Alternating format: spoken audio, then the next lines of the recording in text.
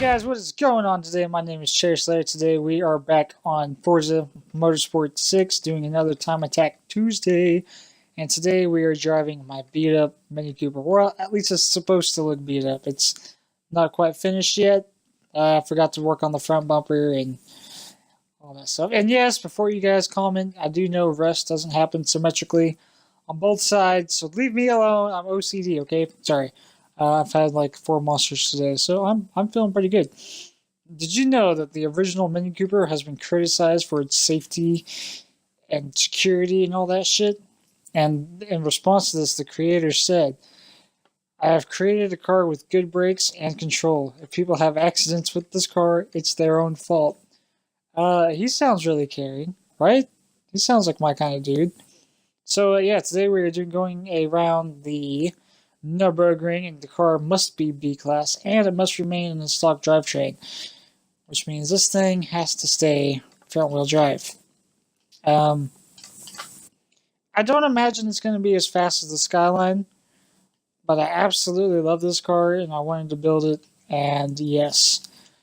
So, without me stalling, and looking at my pretty Mini Cooper in my Metallica license plate, let's get into it. Alright, so I thought I lost this footage. I'm glad I didn't, or else I would have been really upset. So this car starts out in E-Class, which means that what I'm going to do is I'm going to put on everything that I know that I'm going to want first, like the sports tires. I forgot to mention they can't go any higher than sport tires, simply because having racing tires makes things too easy.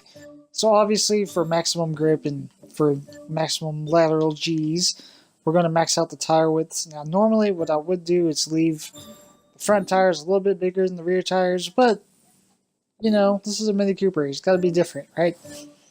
And like I said, we're going to put on everything that we can, anything we can customize on this car, anything that we can do to essentially boost its PI level, because as of right now, I'm not filled with confidence. It has to jump another 300, 400, about 3,500 PI before it's completely maxed out in B-Class. So, that being said, we're going to throw on some big-ass brakes and lower the damn thing. And, yeah, we're going to try to make this thing as fast as possible. Now, the thing to remember with this car is that not only is it remaining as front-wheel drive, it's also a very short wheelbase. So, I don't think this is going to be particularly fun to control, or fun to drive, I should say, on Nürburgring, because it's really, really small, and the bumps on Nürburgring are quite big. I don't think I did this. I might have done this. I don't remember. Did I put the race weight on it? Okay, it doesn't look like I did. So yeah, so I don't have high hopes for this car. Like I said, I think it's going to be an awful, awful time. I know it's going to be a handful. We are going to throw in this 2.4 liter engine in it. I think it's from a Honda.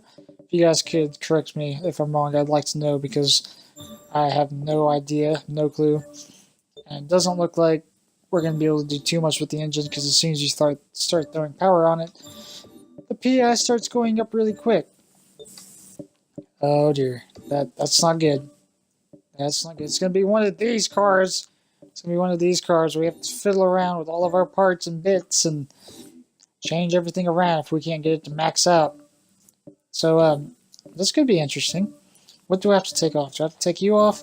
Try taking you off and then try putting something else on in your place. Not that, because that won't go on.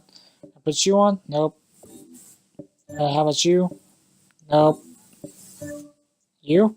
Yes! Yes! It's a B-Class car, finally! Thank you. I didn't want to throw on any lighter rims because I think that's cheating. And to be honest, I like the way this car looks. So I think that's the car built. It's got about, I can't see, 250-ish horsepower. Something like that. Can't really see it on my screen right now. So yeah. I guess what we're going to go do is throw on a tune, try to make this thing drive as well as we can, and take it to the track and see what happens. Alright, so here we are. Now the way we're doing this, we're going to go to a single race and start off with rolling start.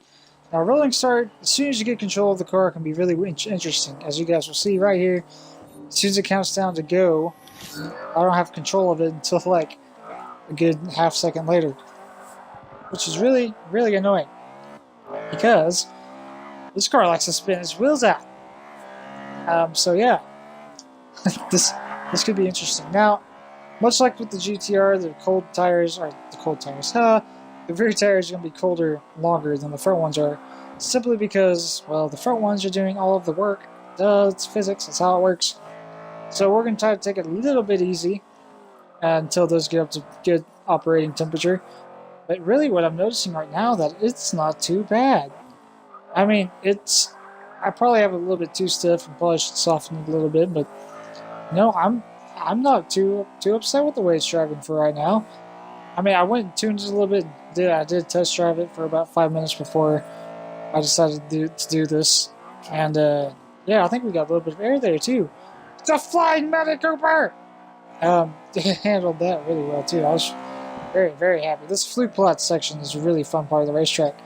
I know I mentioned that in the last one, but this thing, I don't know, maybe because it's so small, and I know it shouldn't be going 150 miles an hour, but it is anyway. But it just seems like we're going faster than that, so therefore it seems like it's funner than normal. I don't know.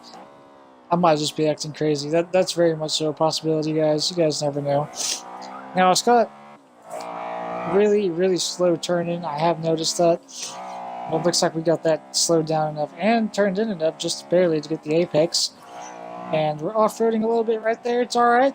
This is a 1960 Mini Cooper. You know, they dominated in the 1964, 66, and maybe the 67, I believe. And if I also remember correctly, they were disqualified and they weren't granted their victories because of some fiasco that happened. I don't remember. I'll have to look it up again, but 1960 Mini Cooper rally team were the real deal, man. These things are really underestimated, and I don't understand. Now, like I said, this is a 1960s Mini Cooper, so this is a real Mini Cooper. This isn't the bullshit BMW, you know, the kind of car that girls drive from college campus.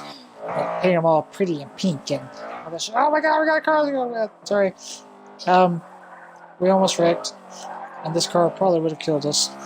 But yeah, this is a real Mini Cooper, not one of the bullshit BMW ones. Now, like I was saying earlier, this car does have a really slow turn in. I'm not looking forward to this right here, so I'm going to make sure I slow down just enough. Get that inside curve, which looks like we did just fine.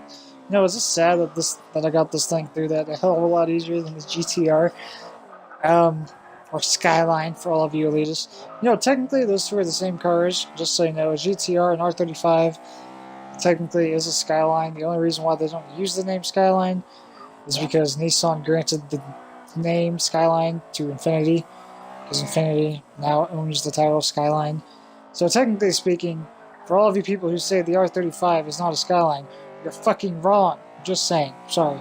I'll digress. We'll go back to the Mini Cooper right now. Yeah, so this thing is hauling ass for only having 200 something horsepower. Okay, make sure you slow down. Thank you. Now again, just like with the GTR, we're going to take a really late apex on that. Technically double apex, but I'll take it as a single. And yeah, so we're getting up to probably one of my favorite sections of any racetrack ever. Just after the carousel, I think this thing is going to shine. It's small, light, and it should handle the rhythm section very, very, very well. So I'm really looking forward to that. Really excited to see how it's doing. And one thing I'm also noticing up right here, however, this could just be because we're going uphill, but 6th gear is really long. Really long. Make sure we got that braking in a straight line. This car is fairly easy to upset. Like I said, I test drove this for like 5 or so minutes before I started recording this. Hey, we pushed it really close to the grass right there. That was a little bit closer than I wanted to be. Took a really shallow entry, but it turns out that looks like we're going to be okay. So that's good. I'll take it. Take it now. I have to be really careful with the throttle because this thing is spinning its wheels really, really easy. Got that 4-wheel drift thing going on right there into the carousel. Alright, looks like I handled that really well. So here we go. Now we get to see what this thing does through the rhythm section. You guys might wonder why I call it that. Mainly because this part of the racetrack is really, really flowing and really fun and fast, and it's really twisty, so I like it. It takes a lot of takes a lot of effort to actually take your time and get this part of the racetrack right. Yeah, dude, I absolutely love this part of the racetrack. I am also running. Wait, no, I might have turned. Yeah, I was trying to run this with simulation steering on. If you don't know, I use a controller, and I haven't quite gotten used to it yet. I've got a couple cars that I can run with simulation steering on, but this one just it's too stiff and it bounces around too much. So I'll probably have to wait until I get this thing dialed in a little bit more. But so far, man, I'm pretty impressed. Now, I think it's just a little bit too. I don't know. I don't want to say unresponsive because I think that's a little harsh for the front wheel drive car. But I really do think it's just a little bit unresponsive. I'll probably have to go through and fix that as well. However, I think this thing would make a mean B-class car. Now, next week, I do plan to do a rear-wheel drive car. I kind of want to alternate. I don't know what it's going to be. If you guys watch this video, please comment down the little comment section below where you guys type and do all the type, and tell me what cars you guys want me to see. It has to be B-class, or the car itself has, like, once all the upgrades are down, it has to be B-class. Oh, getting really squirrely under braking right there. And yeah, anyways, you guys just tell me what kind of car you want me to drive next week. And I'll make it happen for you guys. I will. Now, the time that we have to beat overall is 7:58.1, which is set by the GTR. Skyline, R33, whatever. R32. Wow, I can't believe I just did that. R32. And this car does not do it. We have a really awful exit right here. I know I'll reiterate this again. This is a really important part of the racetrack. If you can't get off of that corner well, you just almost screw yourself for the back stretch. And we did not get off that very well. But like I was saying, I don't think this car is going to beat the GTR because we are already at the 7-minute and almost 20-second mark, and we have to beat the 7:58. And we also have to go through all this last bit of windy stuff and 2 more really slow corners. I just don't think this car has it in it. However, we are going 150 miles an hour in a Mini Cooper. I don't know about you, but that's fucking terrifying. Absolutely fucking terrifying. Oh god, easy on the brakes. Okay, thank you. Get really close to the K-rail. Make sure you get the right line. Brake in a straight line. That was a hell of a lot better than the GTR, man. I screwed that up last time around. Alright, so here we are coming around the last corner. Almost threw it into the grass. Looks like I didn't do it, so that's good. That's good. And that would be a lap at the Nürburgring. 8:09. Not too bad. Not too bad at all. Alright guys, I think that's going to do it for today's video. However, I did look up the rally facts again just so I could not leave you guys hanging, because I know I wouldn't like when someone did that to me. So yeah, became a champion technically in the years 1964, 1965, and 1967. I was wrong about the 66 instead of 65. I had those backwards. I had those wrong. And also in the 1966 series, they took all 3 first places. However, they were disqualified because they had an incorrect headlight lamp. What kind of bullshit is that? Really? Because of the headlight lamp? Come on now. Come on, you can't. Look how awesome this thing looks. You're going to take the win away from this car because of a fucking headlight lamp? What the hell, man? What the hell? I give up, man. I give up on life. Absolutely give up on life. So, if you guys enjoyed this video, please let me know. As always, the tune and the paint scheme will be on the storefront. So if you guys are interested, well, the paint scheme will be up there once it's finished. If you guys are interested, you guys can go and download them and all that cool stuff. Make sure you guys slay the like button. That way I know you guys enjoyed this video. And if you guys want to see more of this, tell me what kind of car you guys want me to drive. I am very biased. I picked this car because I like it. I want to pick something that you guys like, that you guys want to see go around the racetrack. Because I might fall in love with a new car. You never know, dude. Anything's possible.